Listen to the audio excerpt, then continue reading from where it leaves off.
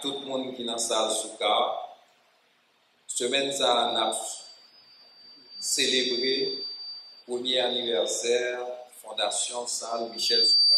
C'est une édition très intéressée pour le capable faire activité ça yo, pour jeunes yo, pour tout le monde dans le pays à réfléchir pour qui ça nous arrive dans l'état que nous y est aujourd'hui.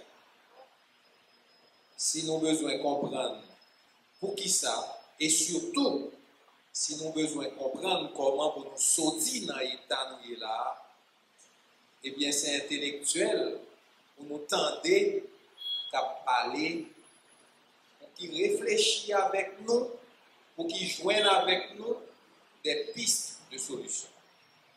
Eh bien c'est ça, c'est toi, c'est toi, c'est un livre nous fait. Nous mettons moun ensemble pour nous réfléchir, pour nous capables de jouer une solution. Slogan nous dans c'est toi, c'est nap bataille, nap travail pour bon bagaille pour Haïti. Je dis à nous avons un bon bagaille que nous recevoir dans la salle Michel Souka jeudi. C'est docteur Claudel Bézilas qui va parler nous de crise et accord politique. Quelle relation? Parce que si nous faisons face à une situation, nous ne pas réfléchir sur lui. Nous pas tant des gens qui étudient dans l'être fin pour qu'ils nous des solutions, pour nous capables de réfléchir sur les solutions, eh bien nous faisons commencer à virer. C'est peut-être ça, nous-mêmes, aujourd'hui, c'est avec plaisir que nous avons souhaité la bienvenue à Dr. Claudel Bézilas et nous dit tout le monde, bonne conférence.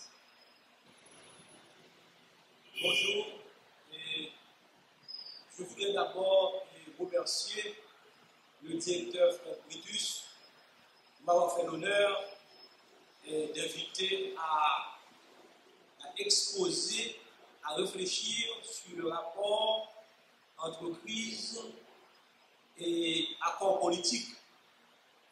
Je vais essayer d'établir la relation qu'il peut y avoir et qu'il doit y avoir sans doute entre la notion de crise et d'accord politique. Vous n'êtes pas savoir qu'il y a de nos jours une épidémie, je dirais même une pandémie d'accords politiques qui circulent dans le corps social. Donc il faudra s'interroger sur le rapport qu'il va y avoir entre crise et accord politique. Je crois que quand il est question d'aborder une crise politique ou un problème politique, il y a trois regards qu'on peut y jeter.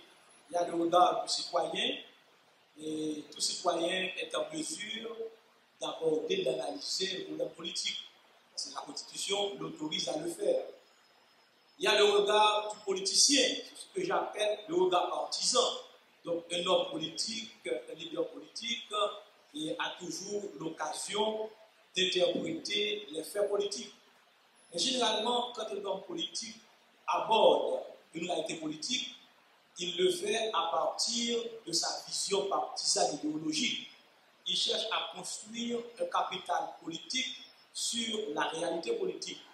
Autrement dit, l'interprétation d'une réalité politique par un homme politique ne vise pas à dire la vérité de cette réalité, mais vise surtout à dégager sa construction, sa vision de cette réalité politique. C'est quoi? C'est un problème fondamental quand on fait appel souvent et toujours aux hommes politiques pour penser la crise politique. Et toute crise politique est construite à partir d'une vision partisane de nos politiques. Le troisième regard, c'est ce que j'appelle le regard scientifique, le regard qui repose sur une analyse méthodologique, rigoureuse, systématique. C'est ce regard-là que je vais essayer de jeter sur la notion de crise et d'accord politique. Et pour le faire d'une manière méthodologique, je parle de trois éléments. Je parle d'une réflexion sur l'épistémologie, sur la science politique et sur la philosophie politique. Quand je dis épistémologie, je me réfère à la validité. L'épistémologie réfléchit sur la validité, les conditions de possibilité de la connaissance. Si je vais établir un rapport entre crise et accord politique, il faudra que je réfléchisse aux conditions de possibilité, de validité, de légitimité, de légalité de la connaissance. À partir de quelle perspective théorique, conceptuelle, il convient de penser la relation entre accord et crise politique. Le deuxième aspect méthodologique, c'est la science politique. Donc la science politique, c'est l'étude du fait politique. Le fait politique comme l'expression de la dynamique sociale, des rapports sociaux. Donc je vais mobiliser aussi la science politique. Et en dernière instance, c'est la philosophie politique, qui est une réflexion normative, éthique, morale sur la réalité politique. C'est dire que, du point de vue méthodologique, je mets en relation l'épistémologie, la réflexion sur la connaissance scientifique, la science politique comme connaissance du fait politique et la philosophie politique comme une réflexion normative sur le fait politique. Le premier élément que je vais essayer d'analyser, c'est la notion d'accord politique. La notion d'accord politique pose problème. Quand on sait que la politique est conflit, la politique est antagoniste, comment se fait-il que des hommes politiques, des protagonistes politiques se mettent d'accord pour pouvoir trouver un accord politique? Donc, parce que chaque parti politique, c'est une structure organisationnelle qui vise à prendre le pouvoir. Donc, quand plusieurs leaders politiques se mettent d'accord, c'est-à-dire, on dirait qu'il y a un dépassement. Se mettre d'accord, c'est comme parvenir à un moment post-politique, c'est-à-dire, on dépasse le conflit. Donc, comment penser un accord, un consensus politique, quand ce qui fait la nature politique, c'est le conflit, c'est le désaccord. C'est pourquoi je dis que tout accord politique nous met en relation avec trois moments. Je parle de la complexité de la temporalité de l'accord politique. L'accord politique est traversé par trois temps. D'abord, le temps d'avant l'accord, le temps du désaccord, le temps d'après l'accord. S'il y a un accord politique, c'est parce qu'il y avait d'abord un désaccord. Donc, il faut penser d'abord le temps du désaccord. Donc, un accord politique doit tenir compte de la nature du désaccord. Donc, le temps d'avant l'accord, c'est le temps du désaccord. Donc, qu'est-ce qui a donné lieu au désaccord? Quelles sont les problématiques fondamentales du désaccord? Quels sont les acteurs du désaccord? Quelles sont les thématiques du désaccord? Quels sont les contextes conjoncturels et structurels du désaccord? Donc, un véritable accord politique présuppose une connaissance du désaccord. Et le désaccord devrait conduire à l'accord. Donc, le temps du désaccord est fondamental parce que c'est lui qui doit conduire au temps de l'accord. Merci. Oui. Le temps de l'accord politique, c'est le temps où l'on va résoudre, où l'on va mettre sur le tapis le désaccord. Donc, est-ce que l'accord tient compte de la nature du désaccord? Donc, ça, c'est fondamental. Et aussi, le temps d'après l'accord. Donc, s'il y a un accord politique, le temps de l'accord politique, c'est le temps du dépassement de la politique comme conflit, comme désaccord. Et bien, comme les acteurs politiques s'engagent dans une dynamique de conflit, de lutte, donc après l'accord, le désaccord viendra. Donc, le temps d'après l'accord, c'est le temps du retour du désaccord. Donc, il faudra que l'accord politique tienne compte précisément de cette dynamique, de ces trois temporalités, le temps d'avant l'accord, le temps de l'accord et le temps d'après l'accord. Après avoir élaboré cette temporalité complexe de l'accord, un véritable accord politique doit aussi mettre l'accent sur l'identité des acteurs. C'est-à-dire, les acteurs, quelle est leur légitimité, leur qualité, leur quantité et leur finalité. C'est-à-dire, un accord politique doit tenir compte de la légitimité. Les acteurs qui vont discuter autour d'une table pour trouver un accord, est-ce qu'ils ont la légitimité? La légitimité, c'est-à-dire ce qui fait qu'on accepte, qu'on reconnaît ces acteurs-là. Est-ce que ces acteurs, d'où tiennent-ils leur légitimité, c'est-à-dire leur acceptation dans la société? Que nous savons que généralement, une bonne partie des leaders, des hommes politiques, beaucoup de gens qui ont été au Sénat, c'est des gens qui ont trafiqué le vote, des gens qui ont rendu possible, qui ont créé la crise de désaccord. C'est-à-dire, comment est-il possible que des gens ayant produit, ayant généré le désaccord, la crise, peuvent être les acteurs d'un accord devant conduire à la résolution du conflit? Donc il y a un paradoxe, c'est-à-dire la légitimité de l'acteur doit être posée. Est-ce que ces acteurs sont reconnus? Or, nous savons que dans la sociologie politique haïtienne, les partis politiques manquent de visibilité, de reconnaissance sociale. Ils n'ont pas de légitimation, de légitimité. Ce sont des partis familles. Donc, on nous dit, finalement, l'accord politique ne tient pas compte de la dynamique sociale, de la conflictualité sociale, parce que les acteurs, en général, manquent de légitimité. Il y a aussi la notion, la qualité de l'acteur, la qualité des acteurs. Les acteurs de l'accord, est-ce que ces gens ont la qualité, c'est-à-dire en termes éthiques, en termes moraux, comme je viens de le dire? Donc, beaucoup de leaders politiques du pays, comme nous le savons, c'est des gens qui ont trafiqué le vote, des gens qui n'ont pas de rapport avec le peuple, avec la masse souffrante. Donc, il y a une déconnexion entre, généralement, les partis politiques et la société.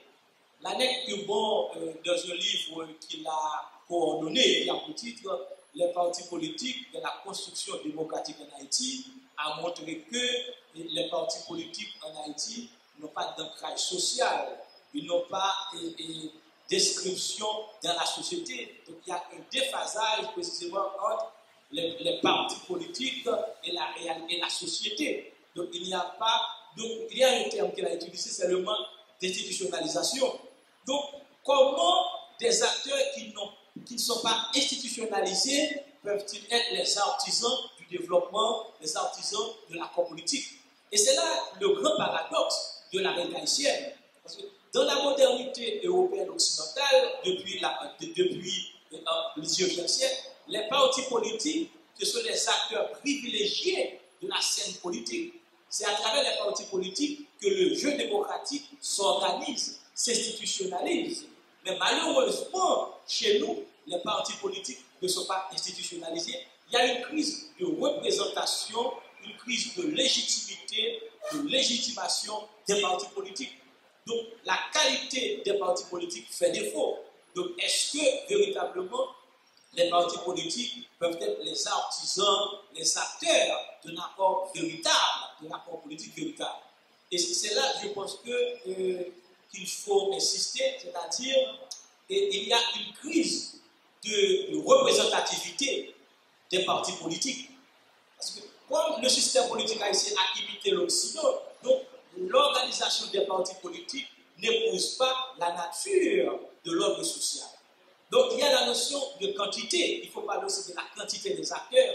Est-ce qu'il y a suffisamment d'acteurs pour parvenir véritablement à générer un accord politique? Donc, est-ce qu'il y a une représentativité en termes quantitatifs? Est-ce qu'il y a autant d'acteurs pour penser précisément de la crise politique? Donc, ayant clarifié la notion d'accord politique, je vais passer à la crise. Parce que qu'est-ce qu'un accord politique? Un accord politique, c'est avant tout une hypothèse, une certaine compréhension, une certaine lecture, une certaine interprétation de la crise. Donc, tout accord politique est avant tout une hypothèse, une réponse provisoire à une crise. Est-ce que l'accord politique nous donne une véritable compréhension de la crise? Donc, c'est là, à mon avis, la problématique, la relation problématique entre accord et crise politique. Parce que la crise, qu'est-ce qu'une crise politique? Une crise politique, c'est la densification, la concentration des contradictions sociales et politiques à un moment déterminé. Et toute crise a deux moments. Il y a un moment conjoncturel, un moment structurel. Le moment conjoncturel de la crise, c'est le moment de la concentration, de la densification, de l'intensification des contradictions. Donc la conjoncture fait émerger les tensions profondes qui traversent le corps social. Donc la crise, en tant que moment conjoncturel, permet d'identifier les contradictions profondes. Mais ce qui est important, c'est que le temps de la conjoncture est un temps court, c'est-à-dire c'est un temps dans lequel tout se concentre au niveau politique. Donc la concentration conjoncturelle de la crise parfois ne permet pas de comprendre toute la nature de la crise. Et vous allez voir les accords, généralement des accords politiques qui sont signés renvoient à la conjoncture comme moment de tension, de concentration, de densification. Généralement, dans une conjoncture, il y a une pluralité phénoménale de phénomènes sociaux.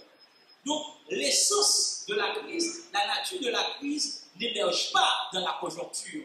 Ce sont les manifestations phénoménales, conjoncturelles, complexes de la crise. C'est pourquoi je souligne que dans la crise, nous trouvons le temps de la conjoncture et le temps de la structure. Le temps de la conjoncture, généralement, c'est un temps biaisé, un temps complexe. Et il y a un proverbe haïtien qui dit « des mondes. Il y a montagne derrière la montagne, il y a invisibilité derrière la visibilité. Donc, le moment conjoncturel, c'est le moment de visibilité, c'est le moment de tension visible des contradictions sociales à l'intérieur de la société. Alors que le moment structurel, c'est le moment d'invisibilité, c'est le moment où, précisément, toutes les manifestations de la crise n'apparaissent pas. Donc, un véritable accord politique doit mettre en relation les tensions structurelles avec l'éclatement conjoncturel. Donc, généralement, quand nous référons aux accords politiques, eh bien, ils tiennent compte de la conjoncture, des moments de tension. Et dans ce sens,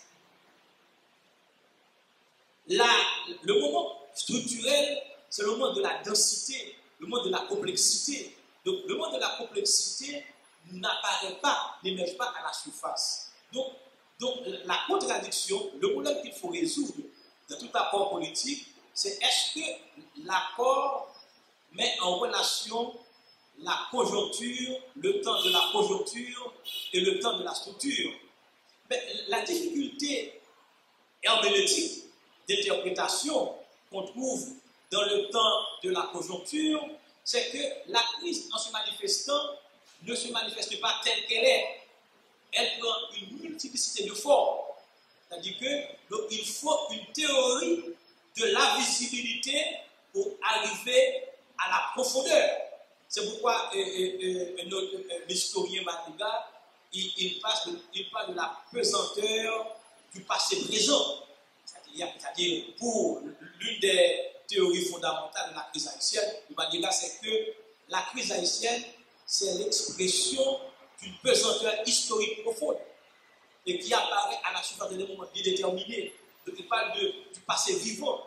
Le passé vivant, c'est la structure profonde qui ne change pas. Et je crois qu'il y a le professeur Domistal, qui a dit quelque chose.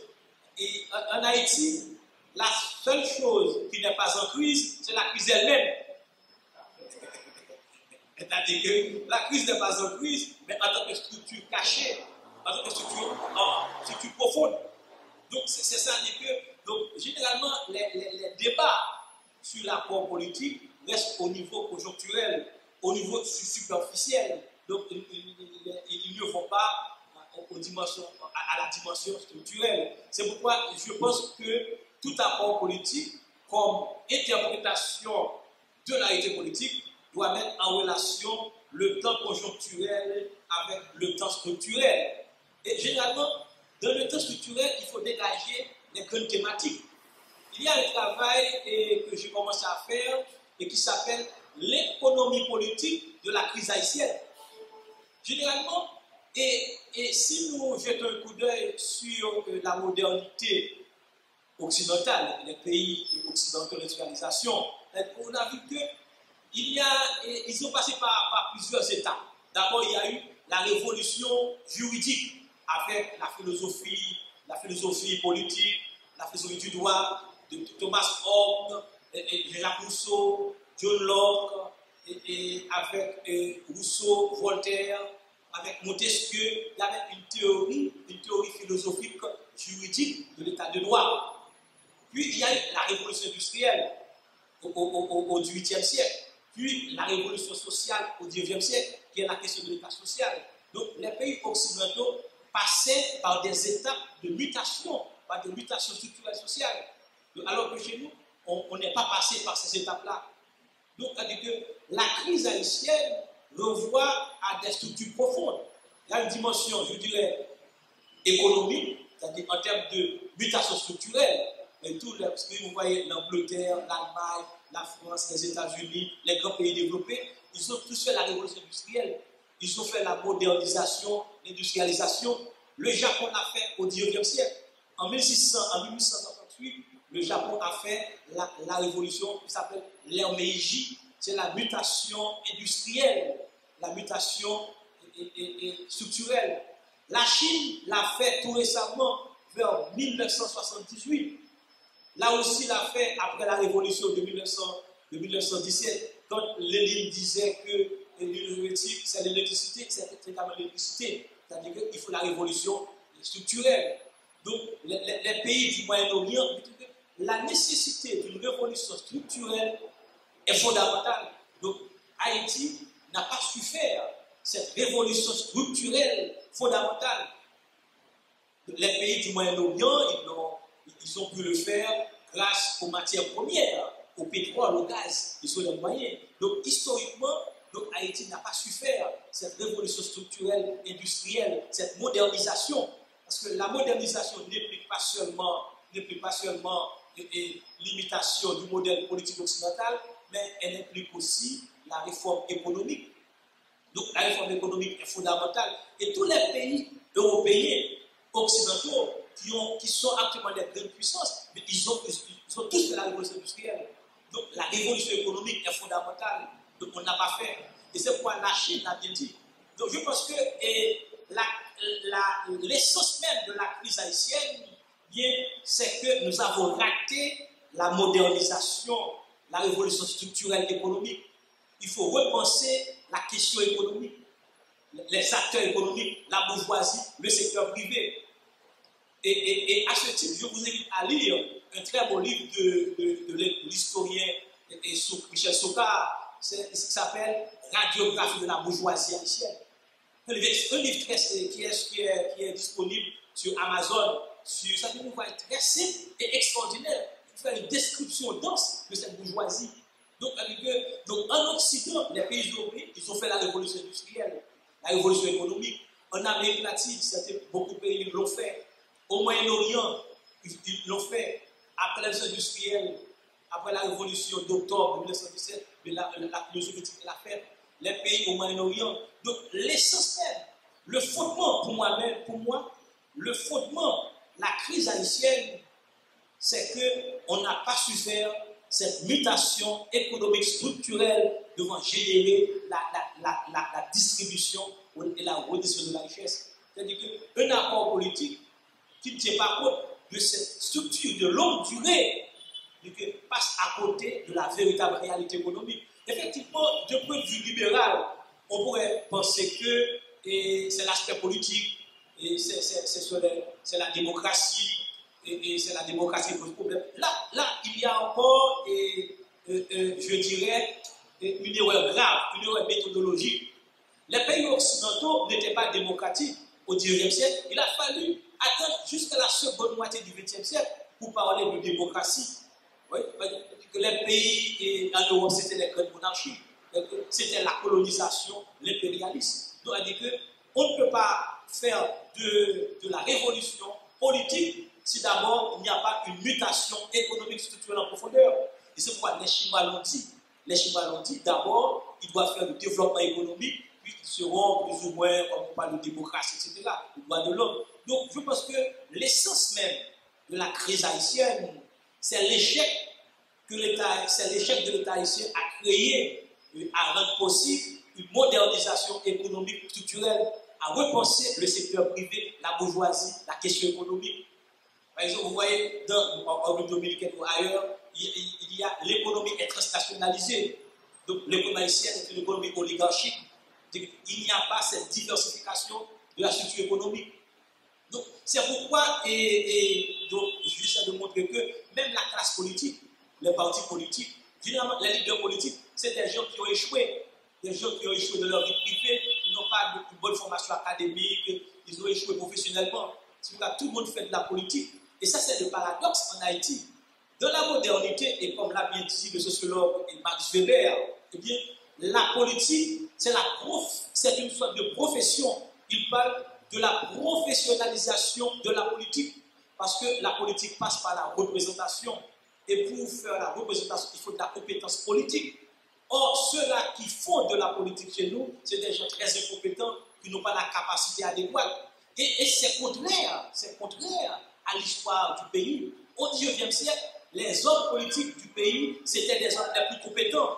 Prenons par exemple des besoins de l'homme. Des besoins de l'homme a publié un ouvrage extraordinaire qui a produit les théoriciens au pouvoir en 1872. Un ouvrage de plus de 700 pages où il dit que la politique est difficile. On peut voir le 8 janvier, Anténor Firmin, Hannibal Pass, Solon Bénos. Donc, les hommes politiques du pays à la 20e siècle étaient les plus compétents, les plus intellectuels. Et actuellement, ce sont les jeunes les moins compétents, les moins formés qui sont au devant de la scène politique. D'où la crise politique. Parce qu'une crise politique, c'est d'abord une crise d'interprétation de la crise. Et interpréter une crise, il faut posséder de l'épistémologie, de la méthode, de la rigueur. Donc, c'est de ce que je pense que la relation entre l'accord et crise politique pose problème. Généralement, l'accord politique reste au niveau conjoncturel. Il tend à mettre l'accent sur la distribution de postes, distribution de pouvoir, d'espace de domination au sein de l'appareil de l'État. Et c'est là, donc, la notion d'accord politique ne saisit pas la nature de la crise. Il ne dégage pas véritablement les conditions de possibilité de la transformation de la crise. Généralement, l'accord politique va multiplier. C'est une déviation de la crise elle-même. Parce que l'accord reste au niveau conjoncturel. Or, la conjoncture, c'est un moment de la structure. C'est l'expression à un moment donné de la structure profonde. Mais les questions de sécurité, les questions politiques, les questions de stabilité sont liées à cette incapacité de créer une société développée et bien organisée sur le plan économique. Et c'est pourquoi, par exemple, Raymond Aron, il y a un grand sociologue français des années 50, il parle de société industrielle. Il dit que l'on parle de l'Union soviétique ou des pays européens, occidentaux, c'est la société industrielle. Toute société doit passer par la révolution industrielle. Et cela, il l'a dit, Simon et sociologue français l'a dit, et c'est pourquoi aussi Leslie Manigat, dans son ouvrage La crise haïtienne contemporaine, a montré que les grands politiciens haïtiens au XIXe siècle ont mis l'accent sur la réforme économique structurelle du pays. Il y a des textes très importants de l'homme, c'est la richesse, la vie structurelle économique. C'est pourquoi je parle de l'économie politique, de la crise. Donc il faut aussi parler de l'économie politique, de l'accord politique. Parce que l'accord politique doit surtout mettre l'accent sur la faille fondatrice. La faille fondatrice de l'échec haïtien. Effectivement, un auteur comme Joël Chrétien a tenté de le faire dans son ouvrage L'énigme haïtienne, l'échec de l'État moderne en Haïti, où il montre que Haïti a échoué à créer un État moderne au sens de Weber, qui a le monopole de la vie légitime, au sens de Norbert Elias, qui a la capacité de fiscalité. Mais moi, effectivement, tout en reconnaissant la portée de son texte, la crise haïtienne, la raison de la souffrance, de la pauvreté du pays, c'est que l'État haïtien a échoué historiquement à mettre en place une structure de développement. C'est pourquoi en Amérique latine, dans les années 50, 60, 70, la pensée sociale était portait essentiellement sur comment repenser la structure économique, l'ordre économique. Donc, la théorie de la CEPAL, la théorie centre-périphérie, la théorie de la dépendance, la théorie de l'hétérogénéité structurelle, et bien tout cela a mis l'accent précisément sur la nécessité de repenser la structure économique. Parce que la crise fondamentalement, ce n'est pas une crise formelle. Par exemple, il y a beaucoup d'auteurs qui mettent l'accent sur l'échec des constitutions. Il y a Claude Moïse, qui est un grand historien des constitutions haïtiennes. Il a montré que dans l'histoire du pays, les constitutions n'ont pas toujours été respectées. Vous voyez, il y a aussi le sociologue très connu, Jean Casimir, qui défend la thèse de l'opposition entre l'élite et les masses. Il montre que, donc, dans l'histoire du pays, le problème c'est que l'élite n'est pas à l'écoute des masses. Il y a opposition entre l'élite et les masses. Vous voyez, donc il y a la thèse de Maniga qui montre que, donc, il y a le passé vivant qui nous travaille, qui est présent. Mais fondamentalement, et pour moi-même, c'est la thèse que je défends et qu'on peut discuter, c'est que la crise haïtienne vient du fait que nous n'avons pas su faire cette révolution structurelle de type économique, de modernisation, d'industrialisation. Et historiquement, tous les pays européens l'ont fait. Je viens de vous mentionner, bon, pour terminer et pour répondre à vos questions, j'ai mentionné la révolution industrielle. Je dis que tous les pays européens qui ont fait la révolution industrielle n'étaient pas démocratiques, c'était des monarchies. Ils n'étaient pas des pays démocratiques, c'était des monarchies. Et jusqu'à la seconde moitié du XXe siècle. Et ces pays ne respectaient pas les droits de l'homme. Maintenant, ils parlent de droits de l'homme. Mais vous savez très bien, le colonialisme, l'impérialisme, la dépendance, la domination, ça vient de l'Occident. Donc, il n'y avait aucun respect des droits de l'homme. Donc, les pays européens occidentaux étaient à l'origine même de la violation des droits de l'homme. Vous voyez, maintenant on parle de questions humanitaires. Ça vous dit que ces pays développés actuellement, et qui se disent démocratiques, n'étaient pas démocratiques quand ils font la révolution industrielle.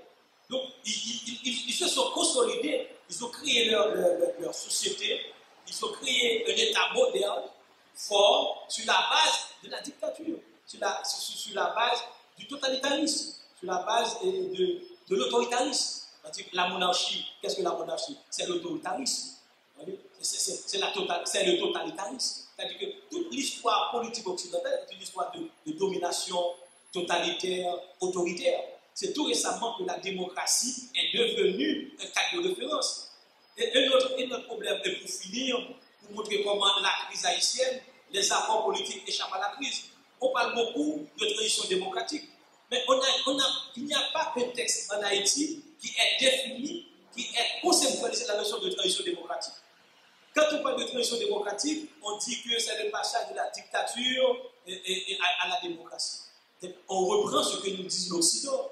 Or, la notion de transition démocratique des années 80, c'était pour répondre au libéralisme, au néolibéralisme. C'est une vision néolibérale de la politique. Donc, la transition démocratique, c'était l'Occident, les pays occidentaux, capitalistes développés, qui sont venus avec l'idée de transition démocratique. Mais chez nous, il n'y avait pas une théorie de la transition démocratique. Parce qu'en soi, toute démocratie est en transition. Donc, il faut s'interroger sur la nature de la transition. Donc, on dit la transition qui n'en finit pas, la transition démocratique. Mais on ne parle pas du concept de transition démocratique en fonction de la structure du pays, en fonction du modèle de développement que le pays doit avoir.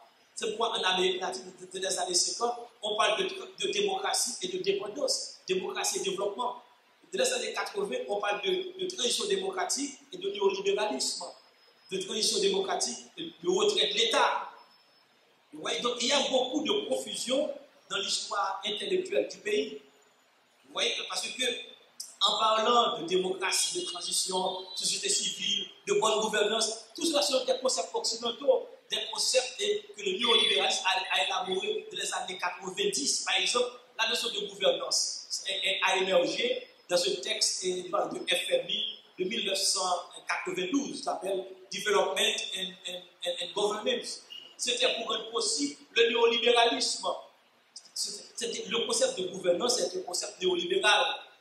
Même la notion de transition démocratique peut-être pour répondre à la victoire du capitalisme après la fin de l'Union soviétique. Vous voyez? La société civile, c'est pour remplacer la lutte de classe, le thème max de lutte de classe. Vous voyez? La société civile, ce sont des concepts. Les sociétés civiles, bonne gouvernance, et transition démocratique, démocratisation, ce sont des concepts libéraux, néolibéraux occidentaux, peut-être pour faire face à la lutte vis-à-vis de l'Union soviétique. Ce sont des concepts à niveau. Ce sont des termes qui ne sont pas problématisés, conceptualisés. On répète souvent, on dit droit de l'homme. Par exemple, je vous prends un exemple, on parle de droit de l'homme, mais Haïti est à l'origine des droits de l'homme. C'est Haïti qui a universalisé les droits de l'homme. Les pays occidentaux ne peuvent pas nous parler du droit de l'homme parce que la domination coloniale, l'esclavage, le racisme, l'impérialisme, tout cela était contre le droit de l'homme. C'est Haïti qui a universalisé le droit de l'homme. Donc je pense qu'il y a un ensemble de catégories, même de la science politique en Haïti. On parle de gouvernance, droit de l'homme, transition démocratique, stabilité, société civile. Ce sont des concepts pièges que la pensée occidentale a élaboré aux années 70-80 pour faire face à l'Union soviétique. Donc il faudra une appropriation contextuelle, une appropriation haïtienne de ces concepts-là. C'est pourquoi je pense qu'il faut marcandaliser ces concepts-là. Vous voyez le terme de marcandal, c'est-à-dire marcandal n'a pas imité les philosophes de la modernité pour organiser le vaudou, pour organiser le créole, la libération.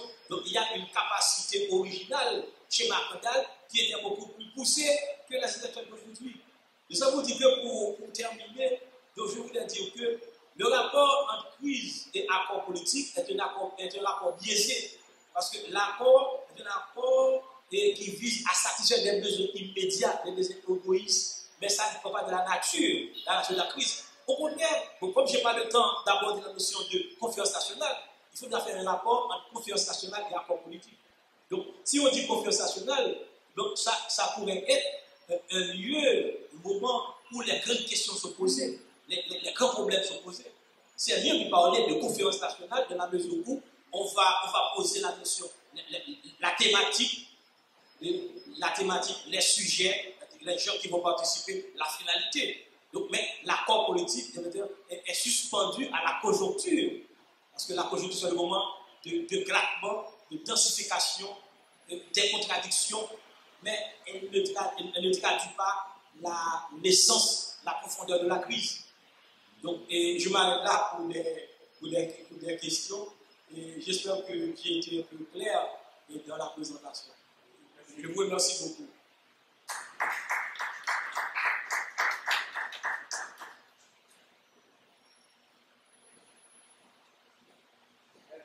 Vous n'avez pas tellement mis l'accent sur la présence étrangère dans la conjoncture actuelle.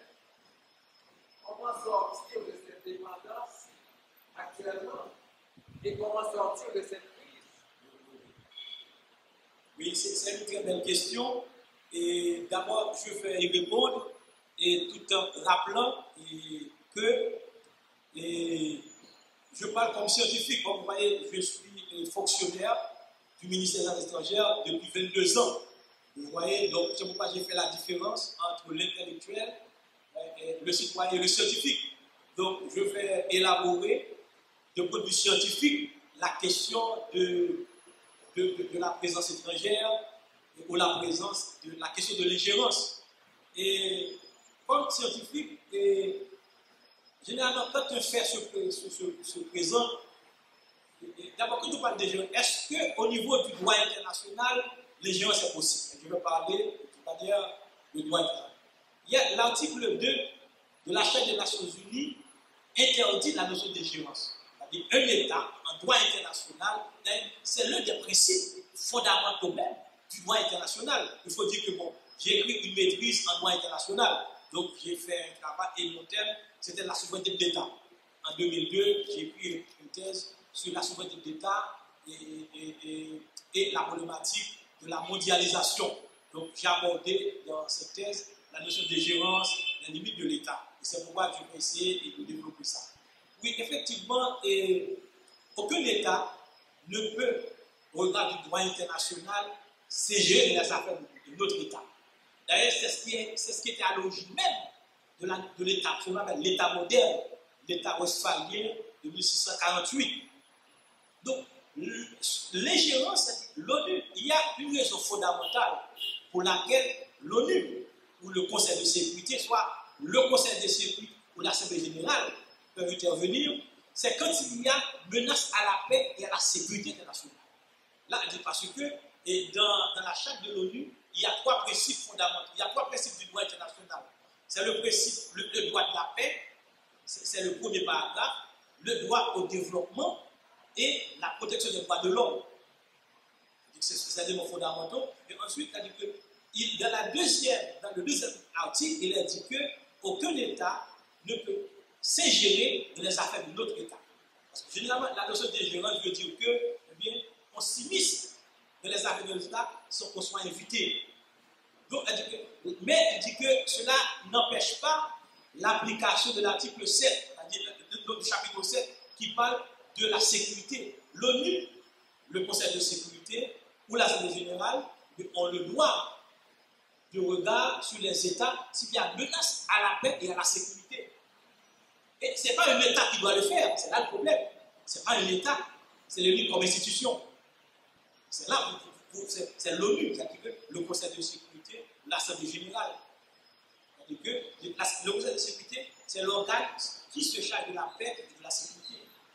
Donc un groupe d'États ou un État particulier ne peut pas, n'a pas le droit, au regard du droit, de se gérer les affaires de notre État. Mais le problème qu'il y a aussi, c'est que si le droit international reconnaît l'égalité entre les États, c'est l'article 1er, paragraphe 1er de l'article 2, paragraphe 1er qui reconnaît l'égalité souveraine des États. Je vais terminer avec la parole. Donc, tous les États sont égaux. Mais en réalité, il y a une inégalité de puissance, une inégalité de développement, mais cela n'empêche pas le respect du droit formel de l'égalité souveraine des États. Donc la question, c'est comment se fait-il qu'il y ait des gérants dans les affaires de notre État. Donc, il y a d'autres théories qui montrent qu'il y a certains États qui acceptent la dépendance. Il y a un auteur, je ne m'appelle pas seulement, là, nous voyons hiérarchie et l'internation religieux. Hiérarchie dans les relations internationales. Ce n'est pas la hiérarchie formelle, mais la hiérarchie matérielle. Il y a des États qui acceptent la dépendance, qui acceptent l'ingérence. Là, on peut conceptualiser, on ne peut pas théoriser. Il y a des États qui, par le fait qu'ils se reconnaissent inférieurs, incapables, acceptent l'ingérence. Donc, c'est-à-dire que l'ingérence est acceptée. C'est là la crise et la réponse. Est-ce que l'ingérence n'est pas acceptée par certains États? Il y a une égalité formelle parce qu'au sein de l'ONU, il y a le principe de l'égalité des États. Il y a ces États qui acceptent l'inégalité, qui acceptent l'ingérence. Là, c'est là le paradoxe. Oui.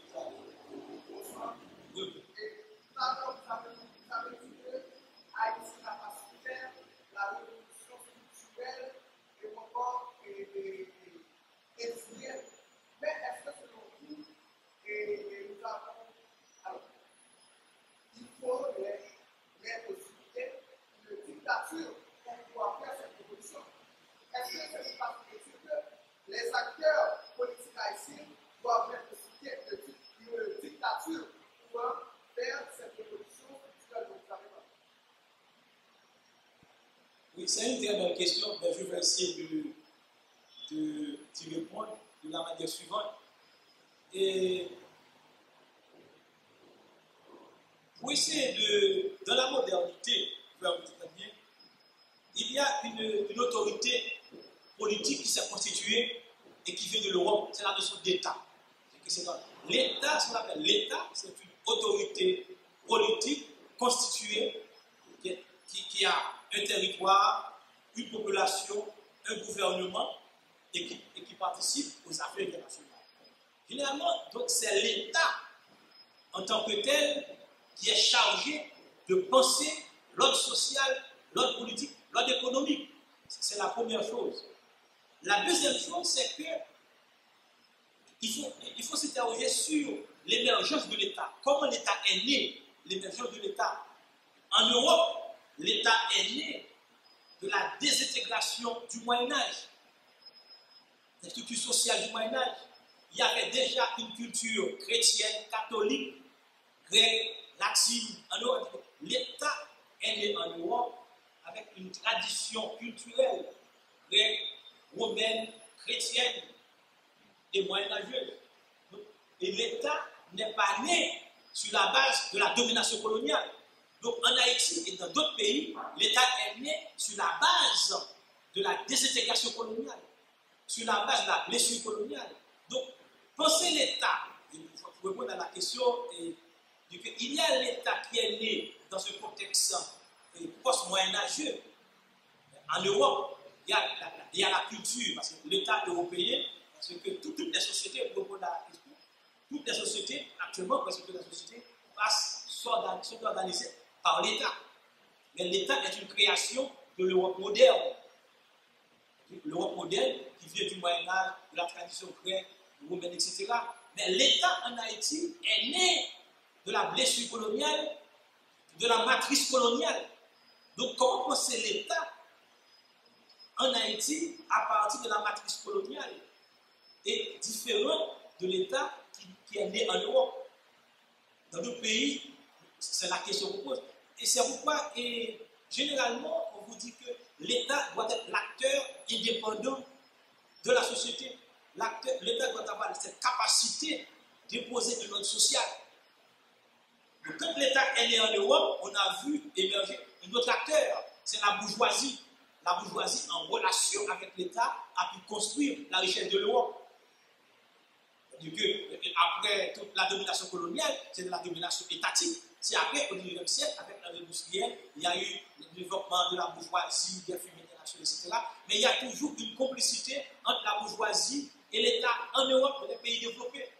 Mais jusqu'à maintenant, quand il y a des guerres qui se font au Moyen-Orient, en Afrique, la présence des troupes européennes en Afrique et des troupes impérialistes au Moyen-Orient, c'est pour trouver des débouchés pour les entreprises transnationales. Il y a toujours une complicité entre l'État et le secteur privé et la bourgeoisie. Mais chez nous, c'est là le grand problème. C'est pourquoi j'essaie de parler en tant que scientifique, en tant qu'observateur.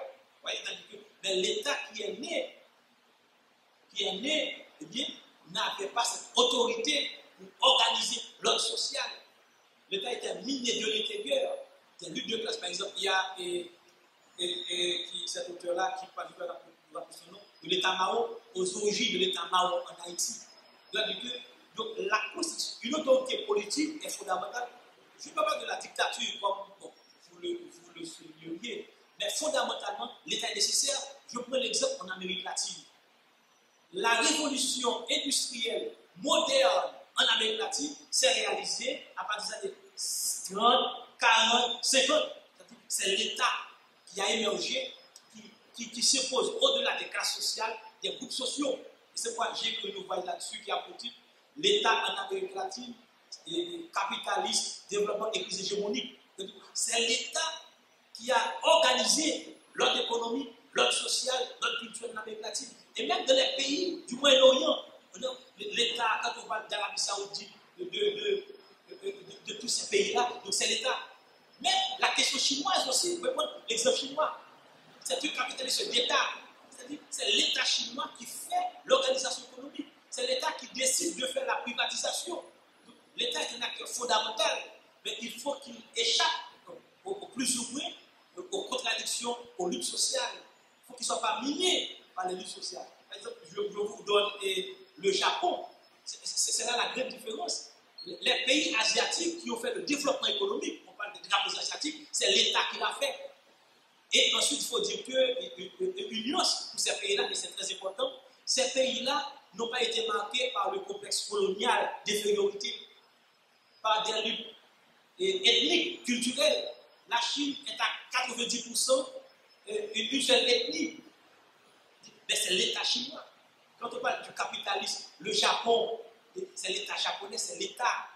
Et les pays, le Corée du Sud, Taïwan, Philippines, tous ces pays-là, c'est l'État qui a pris en main le développement économique et social. Alors qu'en Europe, on a vu que c'est l'État qui l'a partagé avec la bourgeoisie. C'est pourquoi quand on réfléchit sur la crise haïtienne, elle est complexe. Donc, non seulement il n'y a pas une bourgeoisie et une bourgeoisie fondamentale, parce que Karl Marx, et c'est très important, je vais rappeler ça pour vous dire la belle question. Karl Marx a dit dans le manifeste du Parti communiste que la bourgeoisie est progressiste. C'est elle qui fait la révolution industrielle. La bourgeoisie fait des réformes. Partout où elle arrive, elle révolutionne les forces productives, les moyens de production. Donc la bourgeoisie en soi, elle est révolutionnaire. Elle transforme la structure sociale, la structure économique. Est-ce qu'on a ça chez nous? Est-ce que vous voyez la question? Donc je vous laisse. Oui, oui. Alors, je vous dis merci pour votre disponibilité et pour la qualité de la conférence.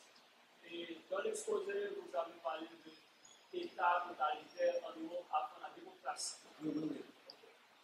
Et si j'ai bien saisi, c'est que les pays occidentaux, avant d'être démocratisés, ont été des pays totalitaires. Voilà, mais maintenant, dans le cas d'Haïti, avant Haïti a réalisé des progrès, alors qu'avec la démocratie, Haïti a régressé du point de vue économique, social. Ensuite, j'ai une question. À défaut d'un accord politique légitime de la crise actuelle, que va-t-il se passer?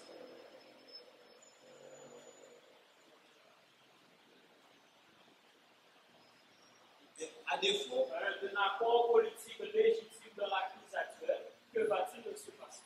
Bon, et il y a Max Weber, un sociologue allemand, dit que le scientifique, qui n'est pas un prophète, un magicien, donc je ne suis pas un magicien, je ne peux pas dire ce qui va se passer. Je n'ai pas de baguette, je ne sais pas manier ces choses-là pour dire ce qui va se passer. Vous voyez, donc il est difficile. Mais vous avez rappelé, vu qu'on répond à la question de toute façon, mais vous avez dit quelque chose de très important, vous avez rappelé que j'ai dit que les États européens n'étaient pas démocratiques, bien sûr. Qu'est-ce que la monarchie? La monarchie de loi divine, la monarchie de Dieu, c'est ça, c'est la dictature. C'est l'autoritarisme. Et même la démocratie, donc il y a un auteur, un philosophe politique français, comment ça s'appelle, c'est Pierre Manant, que nous va être très intéressant, principe du gouvernement représentatif. Il montre qu'il fait l'histoire de la notion même de représentation. Toute élection est aristocratique, il n'y a pas de démocratie dans l'élection. Celui qui est candidat est d'abord un privilégié. Donc, quand on parle de démocratie d'élection, n'importe qui n'est pas candidat. L'élection, la démocratie s'identifie à l'élection périodique, mais il montre que l'élection en soi est antidémocratique. C'est toujours un groupe, une élite qui domine. Donc, il n'y a pas, tout le monde peut être candidat. Celui qui est candidat est distingué socialement. C'est la distinction sociale en termes de Pierre Bourdieu.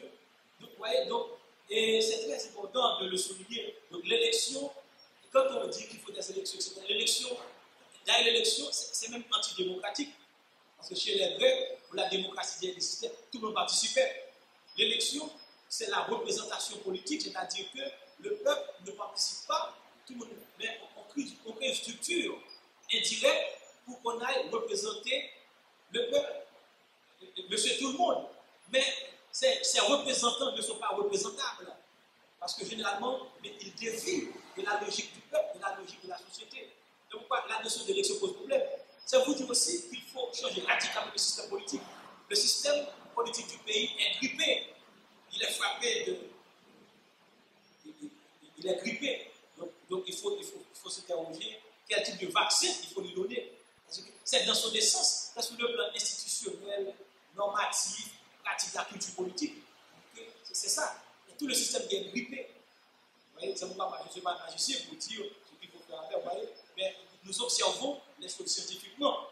Mais ce que je voulais dire, c'est que la notion de démocratie, de dictature ou autre, ce sont des concepts idéologiques que l'Occident a élaborés. Transition démocratique en Haïti, transition démocratique, c'était pour la libéralisation de l'économie. Ce n'était pas la transition pour le développement populaire, le développement économique. C'est pourquoi, jusqu'à maintenant, il n'y a pas d'ouvrage qui théorise la notion de démocratie, de notion démocratique. Les ouvrages qu'on lit reprennent les idées générales de l'Occident et nous disent voici. Même les gens qui ne parlent pas de démocratie, des droits de l'homme, société civile, même la notion de société civile est élaborée contre la notion de classe sociale, la notion de marché de classe sociale. C'est un concept stratégique du capitalisme. Oui, donc ça vous montre qu'il y a. Oui. Allez. Bonjour, docteur Mézilas. Bonjour. J'avais prévu de poser deux questions. Je m'en tirerai à une seule. Vous avez dit qu'il n'y a pas eu de révolution industrielle, de révolution économique, parce qu'en Haïti, il n'y a pas une bourgeoisie. Il y a plutôt une oligarchie. Jacques-Stéphane Alexis, marxiste de son État, dans le manifeste du Parti d'entente populaire, publié en 1959, fait l'apologie d'une bourgeoisie nationale, du monde nationaliste. Je ne sais pas si vous avez lu ce texte. Est-ce que de 1959 à aujourd'hui, on aurait régressé? Ou bien est-ce que vous croyez qu'il n'y a jamais eu une bourgeoisie nationale? Et en passant, j'aimerais mieux comprendre la différence entre bourgeoisie et oligarchie.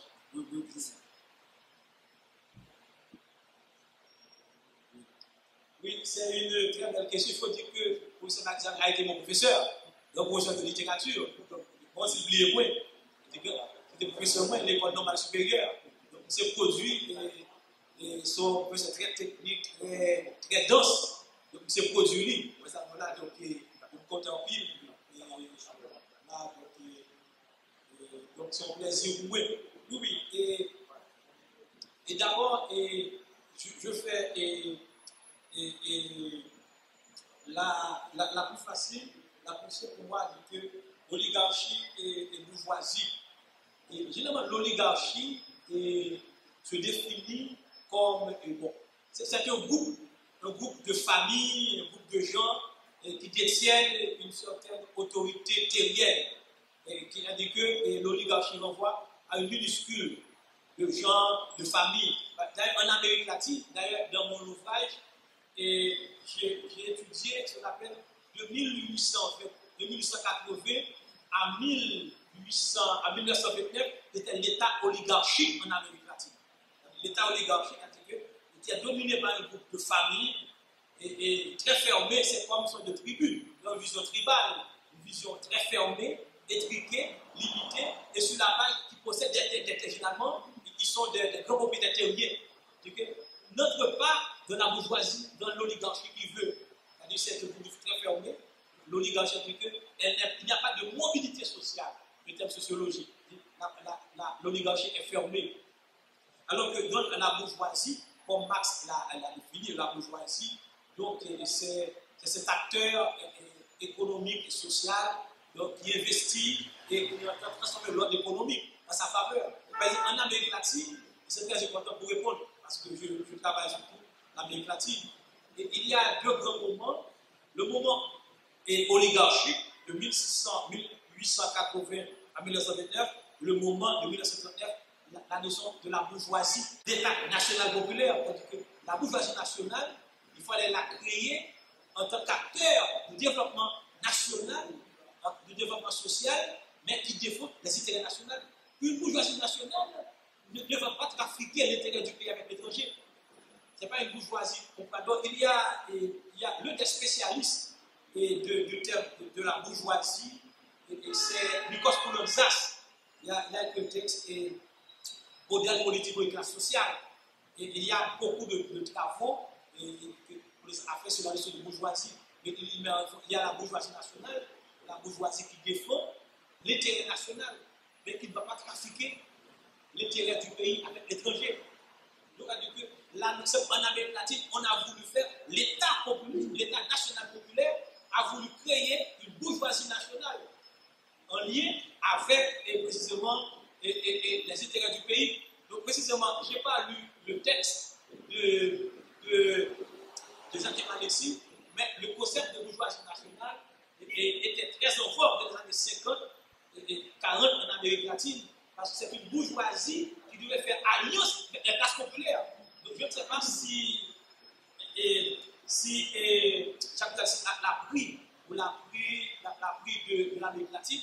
Et la notion de bourgeoisie nationale à l'époque en Amérique latine devait faire alliance avec les classes populaires. Les classes populaires, et c'est ce qu'on appelle l'État national populaire. Donc, il fallait une révolution bourgeoise. Et c'est très important. Alors que l'État en Amérique latine, il faut dire que je connais mieux l'Amérique latine, c'est pourquoi j'insiste. Dans les années 70, la bourgeoisie nationale qu'on voulait créer va changer de forme. Cette bourgeoisie ne va pas s'allier avec les classes populaires, elle va s'allier avec les firmes internationales. Donc, on va parler du néolibéralisme, les firmes transnationales. Donc, effectivement, je pense que la vision de Jacques Alexis dans le concept de bourgeoisie nationale, c'était peut-être de lier bourgeoisie nationale et classe populaire. Parce que le moment historique de ce concept en Amérique latine devait permettre l'alliance entre les classes populaires et la bourgeoisie nationale. Alors que dans les années 70, avec les coups d'État au Chili, en 1971, et avec les régimes militaires, eh bien, la bourgeoisie ne sera plus nationale, elle sera transnationale. Elle sera dominée par les firmes transnationales, par l'économie néolibérale. Donc c'est ça. Donc je pense que est-ce que cela a amélioré? Donc, ça reste à étudier. Comme je n'ai pas fait une étude empirique sur ça, je ne parle pas clairement, mais on peut théoriquement, conceptuellement, dire que visiblement, il n'y a pas de bourgeoisie. Il n'y a pas de bourgeoisie, il y a oligarchie. Parce que la bourgeoisie, comme dit Marx, elle est révolutionnaire, elle transforme les forces productives, il fait en pile, il progressiste, il crée, il fait développement. Mais l'idée est seulement la richesse, l'idée est le profit. Mais il progressiste, il crée progrès autour de lui-même. Il n'est pas seulement arrêté après comme contre lui, qui était mon groupe. La bourgeoisie s'enrichit, mais aussi elle développe. Et c'est pourquoi Marx a dit que c'est grâce à la bourgeoisie que le féodalisme s'est effondré. Parce que la bourgeoisie a révolutionné les forces productives, les moyens de production. Oui. Donc c'est une question fondamentale. Donc c'est l'État qui n'a pas fait révolution économique là, qui fait que nous sommes dans cette situation. Mais l'État, ce sont les incompétents qui sont au pouvoir, ou bien des gens qui ne servent que les intérêts internationaux, qui ne sont pas intéressés à ce pays. Donc si vous remettez toutes les responsabilités à l'État et que cet État-là est ainsi défini, ce n'est pas la solution. Oui, ce sont des belles questions. Bon, ce n'est pas la solution parce que pour s'allier est difficile. C'est ça qui est fondamental. Parce que historiquement, empiriquement, tout pays qui passe en Europe, dans les grands pays développés en Europe, c'était d'abord l'État qui fait la conquête coloniale et puis qui se séparait avec la bourgeoisie. Mais dans les pays en développement, en Amérique latine, par exemple, en Amérique latine, après l'indépendance, c'était le caudillisme, c'était des chefs de bandes régionales camerounais. Mais l'État, comme structure, comme autorité suprême centrale, c'est lui capable de faire seulement développement sociétal. Parce que c'est lui comme autorité suprême qui émergeait des fractions, des groupuscules. L'État chinois, alors l'État chinois, le Japon, la révolution japonaise, même les pays du Moyen-Orient, les pays du Golfe, etc. C'est pas mon État fort. C'est là le problème. C'est pourquoi les races haïtiennes, comment sortir de cette impasse? Et c'est là. Donc c'est là, et ça, nous allons l'étudier ensemble. Ouais, c'est ça, nous sommes vos questions. Parce que, soit fait historiquement, c'est pour vous parler de pourquoi. Et c'est très important, et M. Brutus, je vais insister, la question est tellement importante que ma faute c'est tout petit.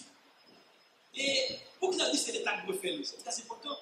Parce que par une bourgeoisie, ah ouais, pas de raison, c'est quoi par une bourgeoisie, ça gagne sur une oligarchie, qui a dominé.